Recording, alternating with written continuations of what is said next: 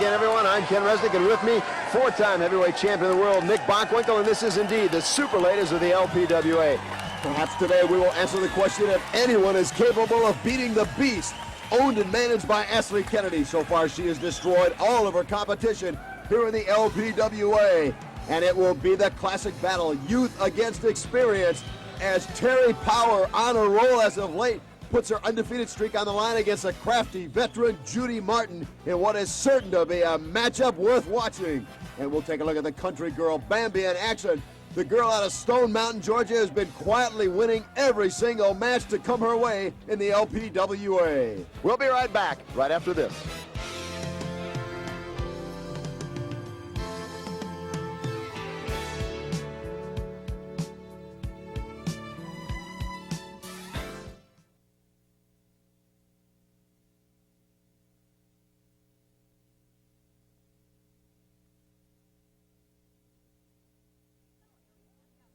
Bonnie Blackstone here in the tunnel area just outside the arena, along with the Beast, owned and managed by Ashley Kennedy. Actually, recently, superstar Susan Sexton was quoted as having... Hey, I don't care what Susan Sexton says. Susan Sexton is a has-been. She is history. She will no longer be the LPWA champion. That belt goes around my waist. I want to know why you never take the time to... I don't want to take time for anything. I don't want to relax. I don't want to be calm. All I want is for my Beast to go out there and totally annihilate her opponents. Then maybe, and only then, maybe I will calm down or relax. We're headed out to ringside now. The Beast taking on Kimmie Kozak. This one could get interesting in the LPWA. Ladies and gentlemen, this next match, one fall with a 10-minute time limit. Introducing in the ring from Pittsburgh, Pennsylvania, at 120 pounds, she is Kimmie Kozak. And her opponent, she is owned by Ashley Kennedy at 210 pounds from Oakland, California. Here is the Beast.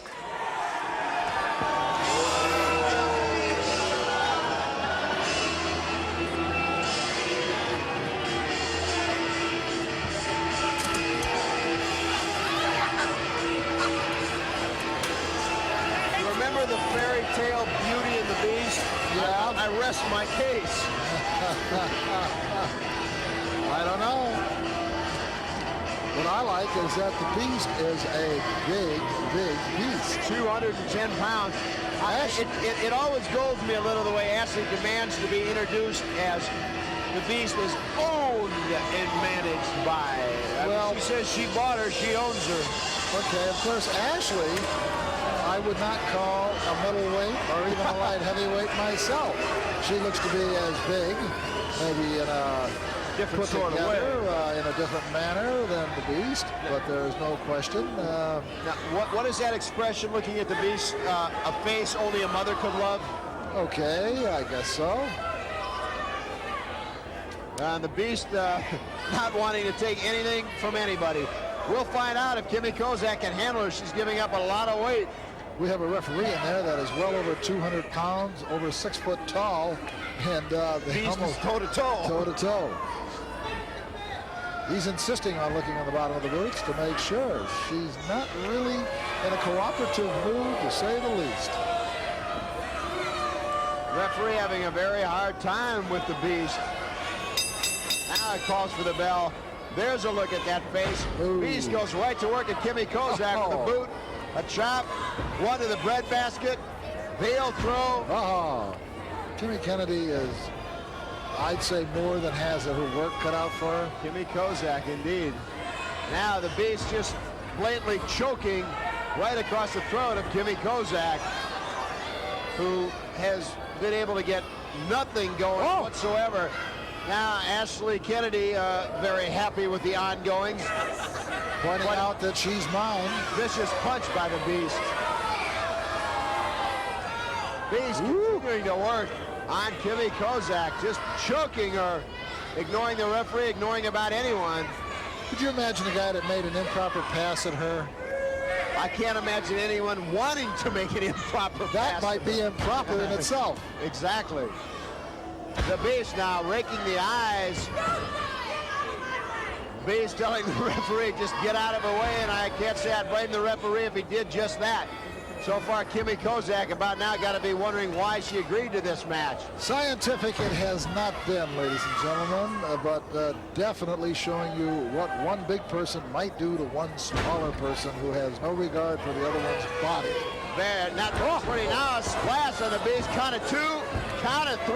Oh. Don't go away. Coming up next, the very impressive, very beautiful Terri Power.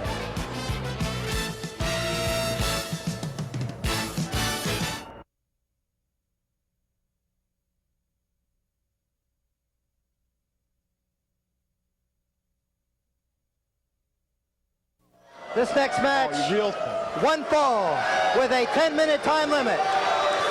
Introducing, now entering the ring at 158 pounds from Myrtle Beach, South Carolina, Judy Martin. And her opponent at 152 pounds from Portland, Oregon, Terri Power. I can't help it. I mean, listen to the reaction of the crowd when this young lady comes out wherever it is. She is new to professional wrestling. She's very new in the LPWA, but I can't recall anyone becoming a bigger crowd favorite, being talked about more by the press around the country as Terri Power. Well, you know, we always, I think, have this idea in our mind. Oh, look at Judy Martin. She doesn't even wait for the bell. No, not at all. Wait to work on the youngster, taking advantage of Terri's inexperience. Shoulder block. Judy Martin may wanting to bring the role of Terri Power to an end very quickly. All the things you were saying and all the things you were about to say, believe me, Judy Martin being a veteran, she knew exactly what was going to be said. But look at Terri Power come right back with the elbow to Judy Martin. You gotta like that. Nick, she's not intimidated by the crafty veteran at all. No, but that's exactly why the crafty veteran, in a sense, jumped her. Rakes of fingernails right across the chest and sternum area of Terri Power. Look at the arms on Terri Power. I mean, that doesn't come from an hour or two a day in the gym. That's 5 and 6 hours a day. There's no question about it, and I mean, she is probably as fit a young athlete as I've seen. And Terri Power now comes right out on the floor right in front of us, Nick, courtesy of Judy Martin. This may well be the toughest matchup Terri Power has ever been in, and it'd be very interesting to see how she reacts, but so far she goes right back into the ring.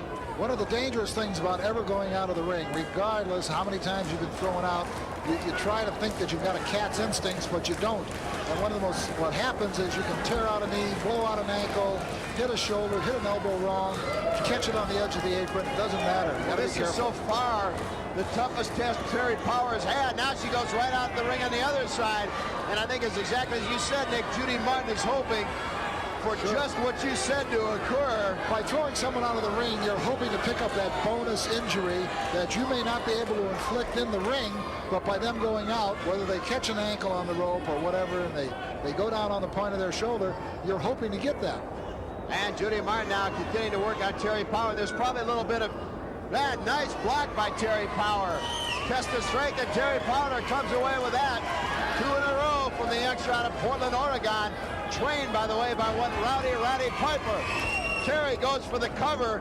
A lazy one didn't hook the leg, and Mr. Piper will have something to say about that if he sees this, I guarantee you. He definitely will, since at one time he said I was his idol. He did? Yes, he did. Oh, okay. That was in his younger days. I don't know how he felt about it later.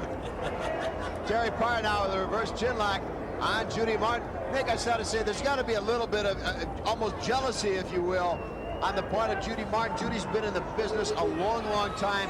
Terri Power a month or two, but Terri getting more media coverage than perhaps Judy has received throughout her career.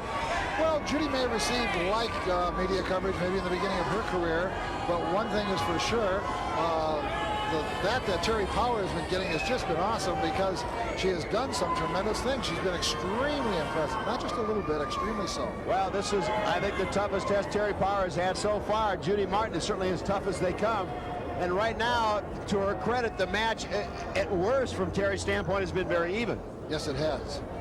So, and I would have to say, as Judy Martin now works her way to her ropes to try and get the referee to call for a break, Nick, Terri Power, as this goes on, has got to gain confidence, knowing that she can hold her own with the likes of a Judy Martin. Each match that goes by, you come out of there, depending on how you survive the match, and especially when you say, like a match like this one here, where she's in with one of the veterans, a crafty veteran, one of the ladies of the business who can really be mean. Judy Martin now calling for a test of strength. I don't know if this is a smart move on Terri's part or not. You see Judy trying to keep that hand way up in the air. Well, I think she knows she cannot outpower her. So I'd say at this point she's playing with Terri Power. I don't think she really wants to go for a test of strength. And if she can get Terri Power to consider what she's doing, only a strength of test, or a test of strength, comes up with a knee or something. Well, right now, I'll tell you what, Judy Martin is certainly holding her own, but I think a lot of that is the leverage. Power standing straight up, and Judy Martin is using all the leverage she can. And look at Terri Power right there. So much for that idea. She gets the fingers locked and brings Judy Martin right down to her knees. You sit here and you try to call them by what you see and what your experience has told you, but I blew it on that one. Look at the arm strength, the upper arms on Terri Power. I'll tell you, if everyone was ever appropriately named, it's certainly her. Absolutely. Look at that bicep. Now Judy Martin seeing the opportunity, going for a headbutt right to the chest area. That broke it up, but Judy Martin certainly knows that a test of strength, no way with Terri Power. Now knee to the breadbasket. Goes for the hair now, pulls her over, trying to set her up, I think, for a suplex. Up, scoop slam, and look at Terri Power hold on and take it right over. Count of 2, count of 3. Look at the strength of Terri Power. And remember, coming up next, don't go away, we'll hear and see the country girl, Bambi, in action. Team America, you made the mistakes of your lives. You signed for a tag team title match on national TV. Very stupid. You're begging for embarrassment. You signed your own death warrant, and we're going to execute it. Because the tag team titles belong to us. They always have, they always will. And we'll just demolish you and take it from you, no matter what it takes. Because it's just such an easy task. It's like Ajax. Clean slate.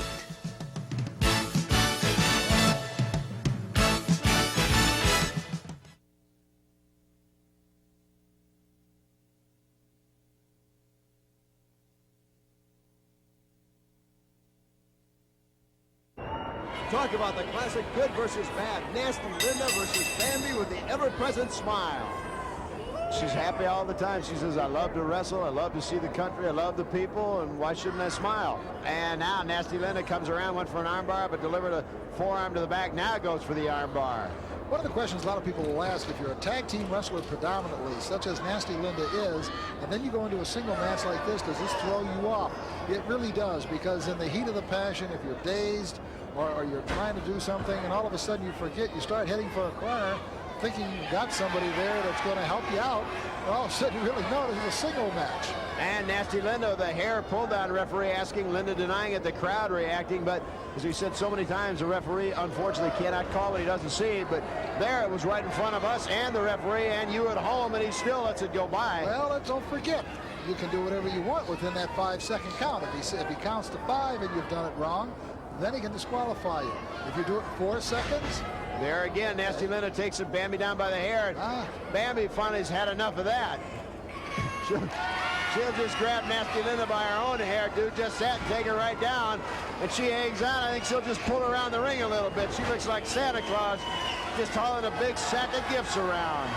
There used to be a gentleman by the name of Pat Pearl Purple. If you got your hands caught into his hair, he would throw you. Yeah. I wasn't sure exactly what he used to have in that hair. I think it'd be things growing in there. Now, interestingly, Nasty Linda went out almost to try and tag her partner, Nasty Cat, but this is a singles matchup. Linda trying to get the momentum back.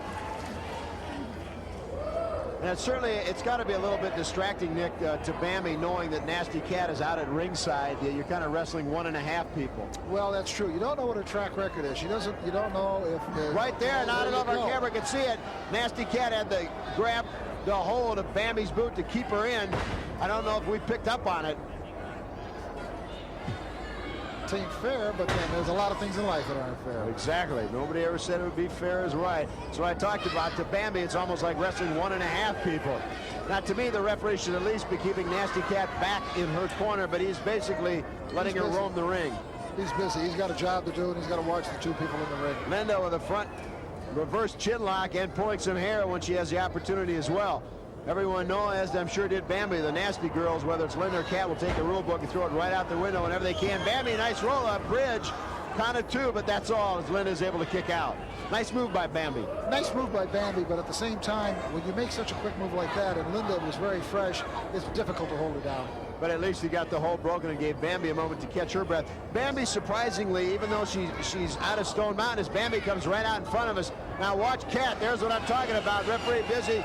Kat with a series of 3 boots right to the midsection of Bambi while Linda keeps the referee distracted. I'm sure that's something they planned, as Bambi not trying to catch her breath. Oh, I wouldn't even say they have to plan it. I mean, if you're a good tag team partner, over the years you've learned how to take advantage of every moment during a match that you can.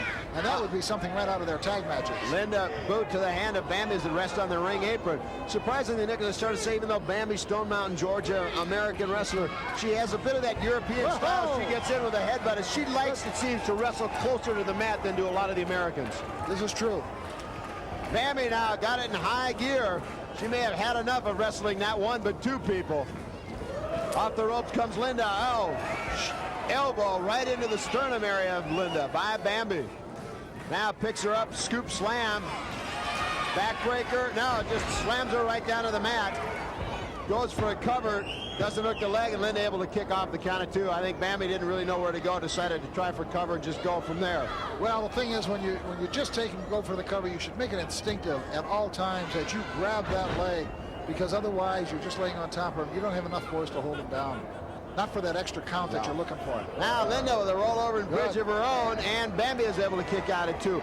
Sometimes we forget when the Nasty Girls in action, especially together, but both Linda and Kat are very well-schooled wrestlers, although they seldom show it. They'd rather resort to other tactics. Absolutely. And the one thing that is nice about this match is that the tempo has moved back and forth quite constantly. And now Linda with a rollover and a cover again. A count of 2, did not hook the leg, and Bambi with a very energetic kick out. No doubt about that one, only going to 2. Right on the point of the shoulder, the 1 foot went. Nice little kick into the midsection. You never know how.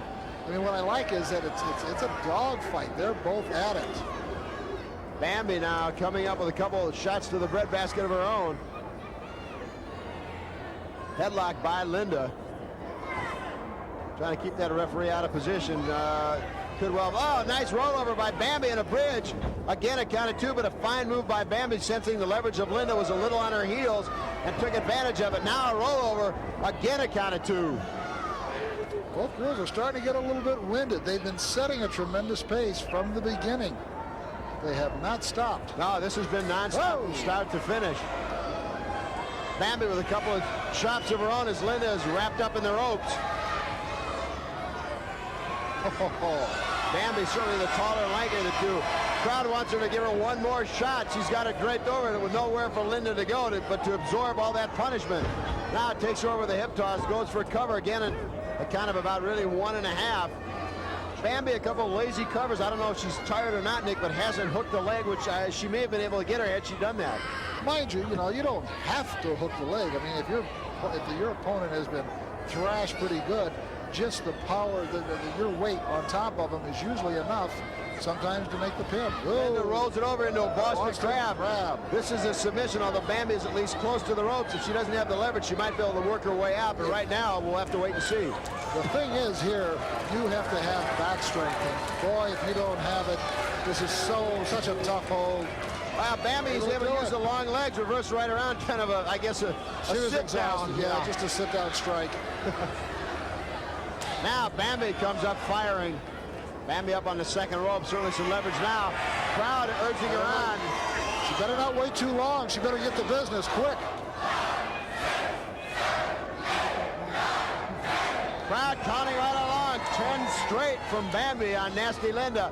Linda reverses it over, gets Bambi in the corner. Bambi comes. Oh! Nice clothesline. I don't think Linda was expecting that one. How you set for a new set of teeth? And a Texas Bulldog. She may have her here. Cover, hooks the leg, 2, 3. Oh, yeah. There it is. First time she hooked the leg, and she goes there to 3.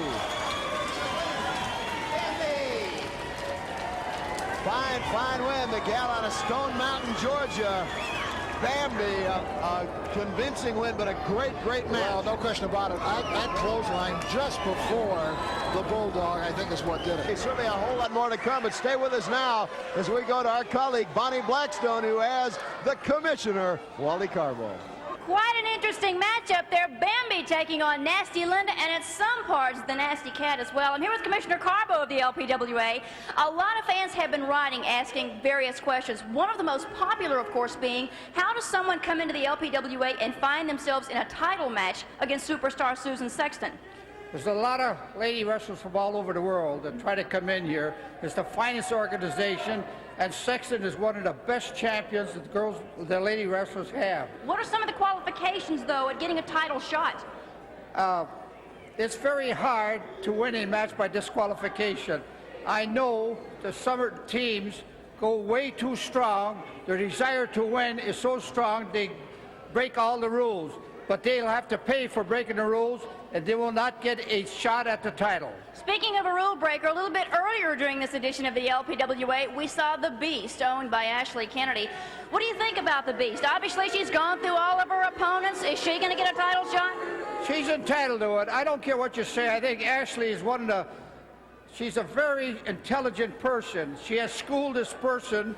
I would say she probably hypnotized her. This gal is so strong. We don't know how strong she is, and it's very difficult to get opponents for her. All right, thank you very much, Commissioner Wally Karbo of the LPWA. Ken, what's going on? Stay with us. A lot more to come today in the LPWA. We'll take you on the road. We'll hear from Bonnie's views. We'll be back in the locker room. It will be Malia Hosaka going up against Leilani Kai in a great matchup. Reggie Bennett, has she totally recovered mentally from the injury suffered by Shelly Francis? We'll find out, because her opponent, none other than the magnificent Mimi. All that and a whole lot more coming up in the next half hour right here in the Super Ladies of the LPWA.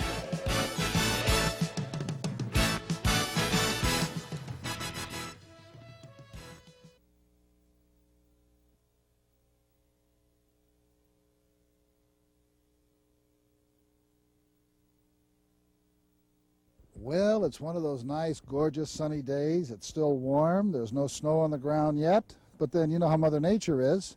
She's like some of the girl wrestlers. Exactly. And I'll tell you, up here in the Poconos with the trees changing, it is absolutely gorgeous. I'm Ken Resnick. You know, of course, my broadcast partner, Nick Bockwinkle. And so many times, fans always say, what do you two do away from the arenas, away from the TV cameras? And I guess, Nick, it's kind of a sad commentary. Yes, we have to get another camera and another microphone, and what do? We come out and stand in a beautiful background and talk some more to each other. But at least we get some sightseeing in. But really, all kidding aside, when we're away from the arenas, we spend a great deal of time on the road. And honestly, Nick, we spend most of the time talking together, talking about wrestling. Well, it's true. And of course, this has been about a year now that the LPWA has been going very, very strong. And I got to say this much, the girls, they're dynamic athletes, they're tremendous personalities. And mind you, you don't have a mild-mannered little girl that comes into this. You have to have a fiery spirit to jump into that ring and start going through all the moves and all the beatings and all the pounding.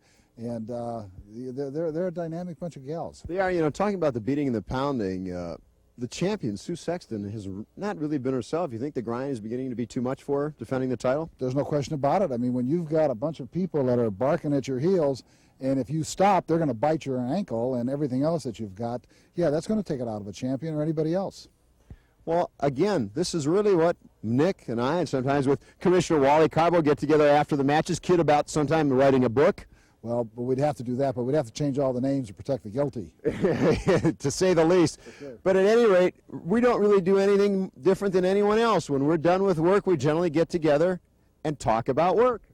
And, of course, listen to some of the tales that our commissioner, Mr. Karbo, has. They're good. On a beautiful On the Road in the LPWA with Nick Bockwinkle, I'm Ken Resnick. Bonnie Blackstone coming at you here for the LPWA and some of my viewpoints about ladies professional wrestling. First off, let's begin by talking about the Beast, owned and managed by Ashley Kennedy. Unliked by most of the fans, I feel the Beast is a #1 contender. Let's face it, she's plowed over every piece of competition the LPWA has had to offer. Being owned and managed by Ashley Kennedy is not easy. Ashley would like to see that title around her waist, and I think that's quite a bit of motivation to keep the Beast in line. On a sad note, though, we have two 2 injuries to report. The first, of course, being to Denise Storm. She's injured, she's recovering and resting well at her home, and of course she wants to say hello to all of her fans and thank them, of course, for the cards and letters. The second injury to report is to Shelly Francis, a little more severe. It could be about a year before Shelly is ready to get back into the ring wars of the LPWA, back into active competition. The LPWA would also like to wish her well. Have you also seen the intensity in magnificent Mimi's eyes? We'll be keeping an eye look on her and Jonathan Blue in the weeks to come here in the LPWA. Ladies and gentlemen, this next match, one fall with a 10-minute time limit. Introducing first at 165 pounds from Venice Beach, California, she is Reggie Bennett. And her opponent, she's accompanied to the ring by her manager, Jonathan Blue, at 125 pounds from Hollywood, California. Here is magnificent Mimi. Well, there is no question magnificent Mimi is, shall we say, extremely well put together. Not in the same proportion as, say, Terri Power, but nonetheless very well put together. Absolutely. There's no question about that, Kent. Now, what's your next magnificent statement? I don't really quite understand the relationship as we look at Reggie Bennett between magnificent Mimi and Jonathan Blue, and neither one seems very willing to shed any light on that. Well, there's a whole slew of relationships in this world that I don't understand, so this is another one to confuse me. It's not going to matter much. It'll be very interesting to see how Reggie Bennett comes out of the chute on this one. It was a few weeks ago that her partner, Shelly Francis, was seriously injured.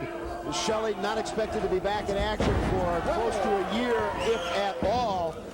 And that's got to play on you mentally as Mimi goes right to work on Reggie. Excellent execution on the part of magnificent Mimi. Right now, Mimi still staying with the armbar. Mimi certainly giving up a bit of size and a lot of strength. Reggie Bennett, when she is in peak form, has bench pressed 285 pounds. And it looks like she could do that tonight. I believe it. She looks to be in very, very good shape. Mimi, though, so far has really been in total control. And again, as I've said, there's no question Reggie has the ability physically in the ring, but mentally, is she ready or not? Now, a bit of a test of strength. The one thing that Mimi really doesn't want to do is actually get into playing strength with Bennett. You can see Bennett is just too powerful a girl. You can see the expression on Mimi's face, a little bit surprised, the ease that Reggie Bennett was able to push her off, but she goes right back at it. Mimi has quite an ego now. Tries to go up and spin around, catch her by the head. Bennett was able to push her off. Felt it coming. Smart move by Reggie. And again, Reggie just kind of throws her into the ropes. You could kind of see the expression on magnificent Mimi not quite believing the pure strength of Reggie Bennett. She was trying to go for something else, flying head scissors, but it just didn't come off because she didn't have a good enough hold on Bennett. Smart move by Mimi, trying to keep Bennett off her feet to negate some of that strength advantage. And look at Reggie right back to her feet. Mimi again trying to power out, and a mistake as Reggie picks her right up and just slams her down to the mat. Now Reggie going to work, and really this is the first offense we've seen by Reggie Bennett, who's been a little bit tentative so far, but again, as we've talked about, certainly well understandable. I would have to say that Terri Power and Reggie Bennett are probably the most two best, strongest, well-built, powerful women of the LPWA. Mimi is able to duck right underneath, wanting to stay away from that power. Reggie Bennett now goes into a headlock. You saw Jonathan Blue a moment ago looking on. Fine spin around by magnificent Mimi, and Reggie does the exact same thing, ducks right underneath. The one thing that always surprises me, for her size and strength, Reggie Bennett is a very agile, very mobile wrestler. Mimi there sensing the foot was able to hook it up and take Bennett down, and really I think that's a strategy Nick Mimi needs to employ. As long as Reggie is off her feet, she doesn't have to worry about that tremendous strength. Exactly. Your big, powerful, strong wrestlers, once they're down on the mat, they're very limited as to what they can do with their strength. And Mimi staying to work on the leg of Reggie Bennett. Now Reggie trying to get underneath to kick her off, was able to do just that. Reggie comes up with a leg hold of her own. You can see there's no way. You talk about this girl being able to bench press. Can you imagine what she could press with her legs? Oh, You don't want to get into an Indian wrestling match with Reggie Bennett. No, sir. Right now, Mimi paying the price. Reggie now more and more seems to be getting back into the match mentally as much as physically. Now lays right across the back of the Magnificent One. A bit of a rest period for Reggie. Absolutely. There's not only, now of course, the only bad thing here is by splitting her arms up and reaching up, she's almost like trying to do a little bit too much. Almost has a surfboard. Right. Stick with the legs. Jonathan Blue not very happy with what's going on right now as Mimi is able to work out of it, comes up with a headlock.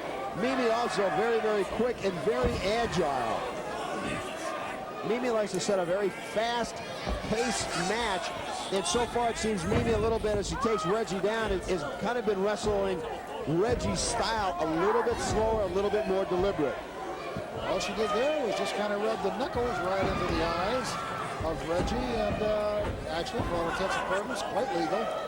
This one very, very even so far, about like we'd expected. Magnificent Mimi's put together a very impressive win streak in the LPWA, but certainly she's got her hands more than full with Reggie Bennett. One of the things I do absolutely know for sure, and that is that Mimi has used probably one of the greatest professional men wrestlers of all time, Billy Robinson, as a coach at different times. And continues to do so. In fact, I think it was about 3 weeks ago, Mimi found herself with about 9 days off. Flew Billy Robinson out to Hollywood to just work with him and train her. And that gives a girl a tremendous advantage that she is able to train and work with the men wrestlers. Absolutely. Right now, though, Reggie Bennett introducing your Mimi's head very unceremoniously to the mat. As you said, in training with Billy, she gets a far better perspective on how to handle someone as large as Reggie. Mimi goes out for a little counseling and perhaps reassurance from one Jonathan Blue at ringside. The man of few words, at least, to us in the media. Now, Mimi, I don't really think she wants to test her strength, but it seems to. Now, this would be a mistake. It would be a mistake, but let's see where Mimi goes with this. If she really believes that she can do a strength game with her, then she's being foolish. If she comes up with a kick, something that's a little bit better than that. If that's the advice Jonathan Blue gave Mimi, it was bad advice. As Reggie now drives the knee right into the shoulder socket of Magnificent Mimi. I knew where she was trying to go, but she just couldn't do it with Reggie. No, Reggie is too big, too strong. Reggie still got a hold of that arm, bending it not in the direction that Mimi wants it to go. I don't care what sport you're in, you always go to your opponent's weakness, not her strength. Now Mimi takes Reggie, she climbs up and over, takes her down with a heel throw. Picks her up now, standing right on her hair. Referee now calling for the break. Count of 3, if Mimi doesn't release it, well, Reggie doesn't wait for her to release it, Reggie just kicks her off.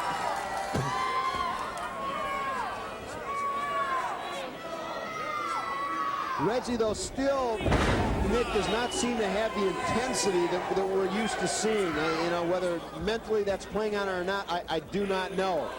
Suplex, she just holds Mimi up now, takes her right over. Absolutely. I mean, excellent wrestling on the part of both of these ladies. And I mean to tell you, you can't even see this any better if you're watching the Olympics. Look at that. What a spinning move by Reggie Bennett. Backbreaker right across the knee, or even a slam if she doesn't catch the knee. Now you see Jonathan Blue grabbing the boot of Reggie Bennett. The referee, I don't think, saw it. He suspects it. But Jonathan Blue certainly interfered there. Mimi, small package, count of 2, count of 3. Your winner, Magnificent Mimi, but you better give a big assist to Jonathan Blue. The winner of this match, Magnificent Mimi. I think if we were going to call it properly, we should have said the winner of this match, the team of Magnificent Mimi and Jonathan Blue, but it was done with quick subtlety on the part of Jonathan Blue. It happened so quick and so fast it was hard for anybody to see. Nonetheless, like it or not, it goes in the books as a win for the Magnificent Mimi. Stay with us. We'll be back with more right after this.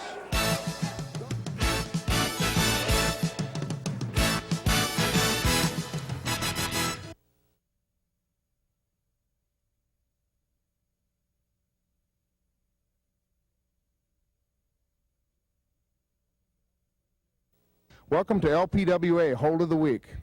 This week we'll be taking a look at a very effective hold, the top wrist lock. Let's go with Sue and Bambi to the center of the ring and take a closer look.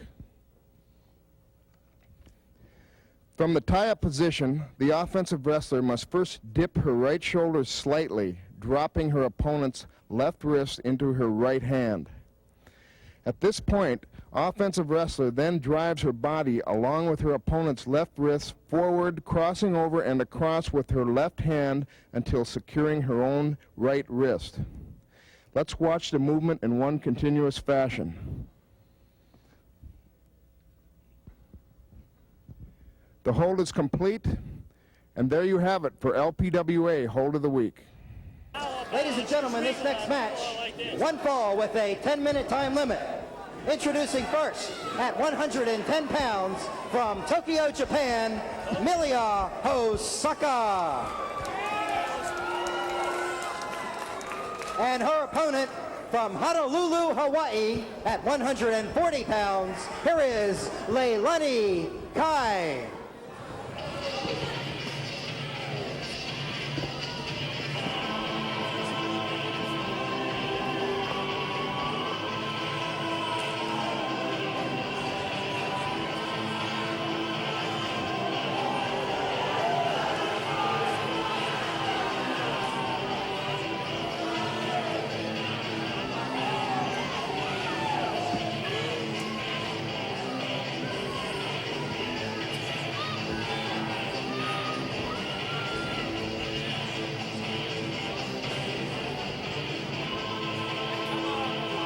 You've got to give a great deal of credit to Malia Hosaka. She was willing to take on just about anybody, and certainly in there with Leilani Kai. That's about as tough a competitor as you can find. Leilani Kai will do anything to win, and she'll take that rule book and throw it as far out the window as she can if need be. Seasoned veterans know how to play with the rule book. Seasoned veterans know how to play all the nasty little games. And Leilani Kai, she knows them all. And Malia Hosaka tried for cross body block, and it's back to the drawing board. That one didn't work at all. Leilani Kai, well, she tried for a flying elbow drop, but she missed as well. So both wrestlers are 0-1. Malia now connects with a standing drop kick. Leilani now goes for a leg takedown, does that, and goes right for a toe hold. One of the things you got to do when you're going in against a veteran, if you're going to take and you're going to make some kind of a move, you got to be sure about exactly which way you're going to go, because veterans have they've had every trick pulled on them and they've pulled the trick themselves. Certainly here again, Malia Hosaka giving up not only size, experience, but I fear also strength, and it's kind of 3 strikes and you're out. Yeah, right. She had the legs on Leilani Kai earlier when Leilani Kai was stomach down. She should have kept her that way, because that way there was no way that Leilani Kai could have got her hands on it. Now she's still working on the leg and she's making progress. She's working on the hamstring, but she's putting herself in a jeopardized position because that leg is there if she can bring it up, or if Malia bends over too far, Leilani Kai is going to get herself a handful of hair and pull her off. I think one of the keys here, Nick, is Malia Hosaka, a devout student of the martial arts. It's a question of how much martial arts she knows and how much she can put into this match, because I don't think Malia can beat Leilani Kai hold for hold. No, not at all. She's got the weight in, and basically you're talking about the martial arts, but you're talking about catch as catch can, which is wrestling coming back all the way from the time of the cavemen and the Egyptians. And that means any and every which way you can go. And if it's hair, if it's, my goodness gracious, she's got all these bands around her knees. Quite colorful, but I'd grab a hold of them if I had to at some given point. And Leilani Kai is certainly not above doing that herself. Not at all. But right now, Leilani Kai working on the legs of Malia Hosaka, and I think probably smartly so. You know, so much of the martial arts is dependent upon the legs. Malia Hosaka does the spinning kick so very well. Leilani probably figures early on if she can at least weaken or damage those legs, it'll pretty well negate whatever arsenal, martial arts arsenal, Malia Hosaka has. But whether she does or not, we'll have to wait and see. Right now, she just throws her down to the mat. Well, there's a tremendous weight difference. Oh, a nice little old surfboard is what it's called. And the point is, there's no question, it's difficult, extremely difficult, once someone has this on you, to be able to get out of it. It certainly is, and right now, Leilani Kai now. You left go of it, because I guess she was going to go to better planes. Yeah. Now, she didn't quite have her. Malia now up and over with a bridge of kind of 1.5, but nice move by Malia Hosaka. You know, she's young, but she certainly is very well schooled in the fundamentals. And one thing I've noticed in many of Malia's matches, when she's given an opportunity as Lonnie rolls her over, she takes full advantage of it. She lets very little go by. She's not a tentative wrestler. No, not at all. Absolutely. Nice body scissors. If your waist isn't small enough, this one will help make it smaller. And Malia now trying to use those chops and just hammers away at the breadbasket of Lonnie Kai, and certainly is able to break the hold. Now Malia trying to turn over perhaps a Boston Crab. Couldn't hold on to it. That's what you got to do. Make sure it's kind of like a football player trying to catch the ball. Even though you hear footsteps, get the ball in your hand even though you know you're going to get hit. So in this case, there again, the one thing, the inexperienced Malia didn't have the Boston Crab, but tried to go back for it about 3 times. And as you know, as fast a sport as wrestling is, if you miss it once, forget it, go on to something else, you won't get a second shot. Absolutely. And get whatever you're going to go for, and then go from there.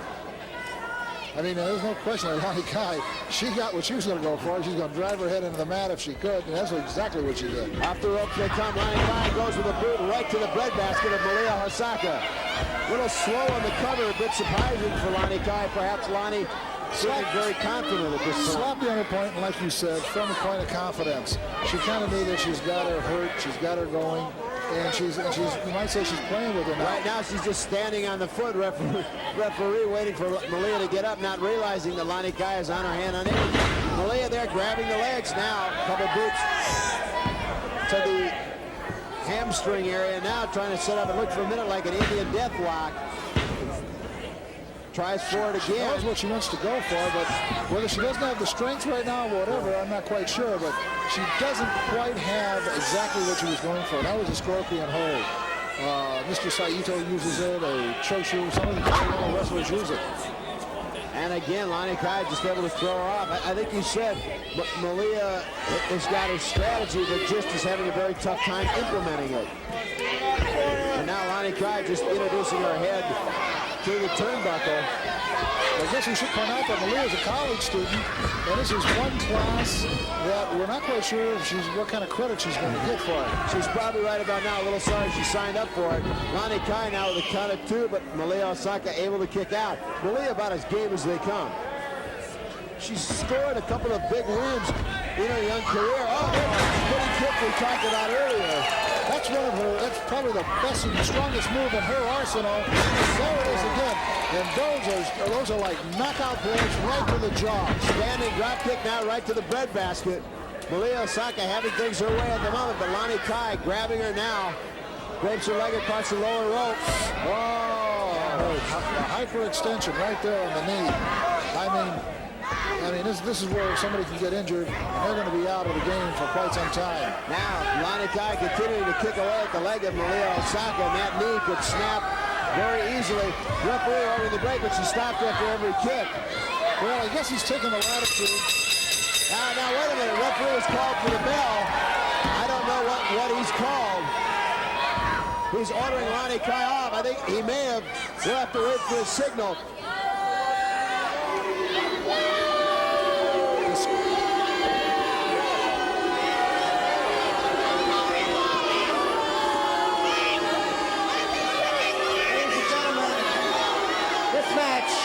Has ended in a disqualification. Smart move. Referee disqualifying Lonnie Kai. She refused to break. Kept at it. And there's your winner via disqualification, Malia Hosaka.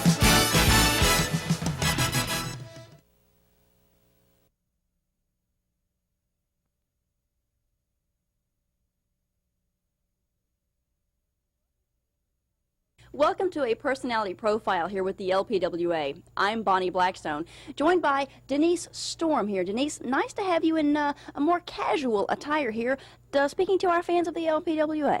Thank you. It's good to be here, casual. Now, what we wanted to do is get a chance to know maybe the real Denise Storm. We're away from the auditorium right now. We're away from some of your opponents and some of your friends. Tell me how Denise Storm likes to spend her personal time. What do you like to do when you're not engaged in combat in the LPWA? Let's see, I'd say first I go to the gym. I own 2 pit bulls and I train quarter horses. So That's about it. Spend time with my family. You train horses. What do your horses do? You do competitive racing or competitive show riding? Games, barrels, poles, stuff like that. Well, and let's talk about your training for a second. You said that you frequent the gym. Obviously, anybody who's seen you in the squared circle can attain to this. They know this. How often do you go to the gym, Denise? Depending on our traveling schedule with the LPWA, I try to get there at least 6 days a week. And at least you have to keep it up, because this is a really demanding schedule and you need to work out that much if you're going to survive. All right. Let's talk for just a second about Terri Power. I know that you've had some very heated debates. They've turned almost into personal arguments inside and outside the ring with Terri. What do you feel when you look at Terri and you see some of her tapes like I know that you observe? I look at Terri and I see Terri, but then I look at Terri and how she projects herself to the crowd and to the media and how the crowd takes her in, and it's fake. Terri is not as Terry's like, Terri, I'm good, I'm white, I'm pure, there's nothing wrong with me, I'm a very good wrestler, I have no skeletons in my closet. That's totally impossible for any human, especially Terri Powers. And when it comes down to you, though, how do you see yourself as seen by the fans of the LPWA? What do you think they think about you? I think they can't accept me for what I'm trying to do, maybe because I don't feed into what they want. They want someone to smile and say hi. I'm not there to please them, I'm there to get my job done. You've heard it here from Denise Storm, a personal profile of one of the stars of the LPWA. For Nick Bockwinkle and Bonnie Blackstone, I'm Ken Resnick. So long, everybody.